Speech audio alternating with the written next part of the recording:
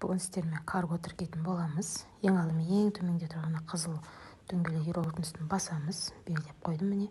Одан кейін тұрған местоположение деп тұр, соның үстін басамыз. Стрелканы белгілеп қойдым. Басқаннан кейін сіздерде осылай таза бет шығу керек. Ақты басамыз.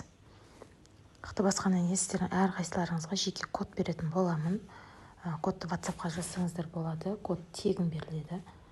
Соны копировать етіп аламыз.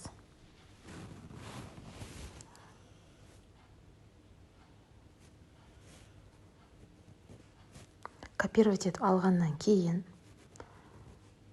қайта бағанағы жерге кіреміз. Местоположение деген жерге, сол жерге аламыз. Автоматом сіздерде немесе разрешить вставку или осылай қытайша жазу шығу керек.